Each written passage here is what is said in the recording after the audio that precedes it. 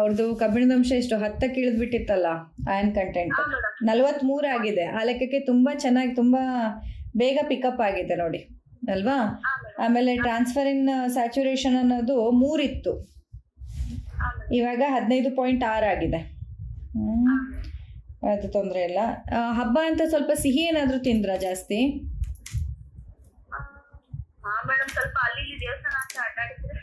ಅದೇ ಸ್ವಲ್ಪ, ಯಾಕಂದರೆ ಸಿಹಿ ಅಂಶದಲ್ಲಿ ಸ್ವಲ್ಪ ವ್ಯತ್ಯಾಸ ಇದೆ, ಬಟ್ ಅದು ಸೇಫೇ. ಅಂದರೆ ಶುಗರ್ ರೋಗ ಅಂತೇನಿಲ್ಲ, HbA1c ಒಂಚೂರು ವೇರಿ ಆಗಿದೆ, ಬಟ್ ಸ್ಟಿಲ್ ಅದು ನಾರ್ಮಲ್ ರೇಂಜಲ್ಲೇ ಇದೆ. ಅಂದರೆ ಶುಗರ್ ಅಥವಾ ಪ್ರೀ ಡಯಾಬಿಟಿಕ್ ಯಾವ ಕಂಡೀಷನ್ನೂ ಇಲ್ಲ, ತೊಂದರೆ ಇಲ್ಲ ಆಯಿತಾ. ಅದ್ರ ಬಗ್ಗೆ ಏನು ವರಿ ಮಾಡೋದು ಬೇಡ. ಹಿಮೋಗ್ಲೋಬಿನ್ 9 ಇದ್ದಿದ್ದು 11.7. Very good. ನೋಡಿ ಎಷ್ಟೆಲ್ಲ ಚೆನ್ನಾಗಿ ಇಂಪ್ರೂವ್ಮೆಂಟ್ ಆಗಿದೆ ಅಂತ. ನೀವು ಚೆನ್ನಾಗೆಲ್ಲ ಕರೆಕ್ಟ್ ಔಷಧಿ ಎಲ್ಲ ತಿನ್ಸಿದ್ದೀರಾ ಅಂತ ಆಯ್ತು ಹಾಗಿದ್ರೆ. ಅದೇ ಎಲ್ಲ ಕರೆಕ್ಟಾಗಿ ತಗೊಂಡಿದ್ದಾರೆ, ಎಲ್ಲ ಚೆನ್ನಾಗಿದಾಗಿದೆ. ಹಾಗೆ ಒಳ್ಳೇದು. ವಿಟಮಿನ್ D3 ಅಂತೂ 54, ಎಷ್ಟರಿಂದ 3 ಇತ್ತಲ್ವಾ ವಿಟಮಿನ್ D3? ವಿಟಮಿನ್ D3 ಅಂತೂ ಈಗ ನಾರ್ಮಲಿಗೆ ಬಂದಿದೆ 54. ಈಗ ಅವ್ರೇನು ಹೇಳ್ತಾರೆ, ಅವರಿಗೆಲ್ಲ ಹೇಗೆ ಅನ್ನಿಸ್ತಿದೆ ಅಂತೆ? ಬೆಟರ್ ಅನ್ನಿಸ್ತಿದೆ ಅಂತ ದೇಹದಲ್ಲಿ?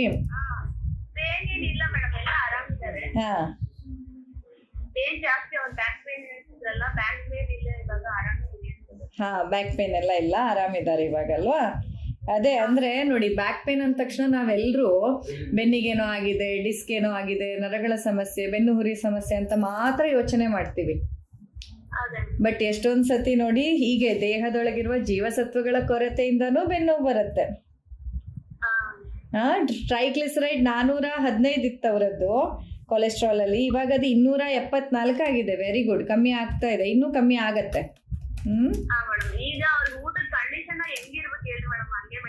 ಕರೆಕ್ಟ್, ಹೇಳ್ತೀನಿ, ಅದನ್ನ ಹೇಳ್ತೀನಿ. ಹಾಗೆ ಕೊಲೆಸ್ಟ್ರಾಲ್ ಇದೆಲ್ಲ ಇಂಪ್ರೂವ್ಮೆಂಟ್ ಆಗ್ತಾ ಇದೆ. Very good. ವೆಯ್ಟ್ ಎಷ್ಟಾಗಿದ್ದಾರೆ ಇವಾಗ ಅವರು?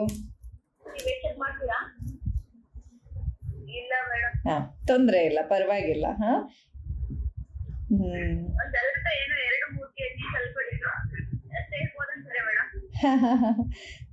ಸರಿ.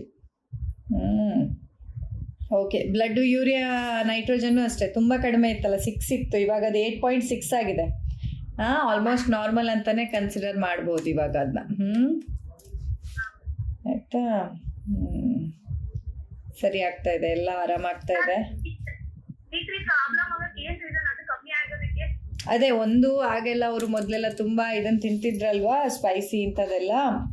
ಹಾಗೆ ಮತ್ತೆ ಟೈಮಿಂಗ್ ಇಲ್ಲದೆ ಇದ್ದಾಗ, ಸ್ಟ್ರೆಸ್ ಆದಾಗ, ಹೀಗೆ ಕಾರಣಕ್ಕೆ, ಮತ್ತೆ ಬಿಸಿಲು ಸರಿಯಾಗಿ ಸಾಕಾಗದೆ ಇದ್ದಾಗ ಹಾಗಾಗತ್ತೆ.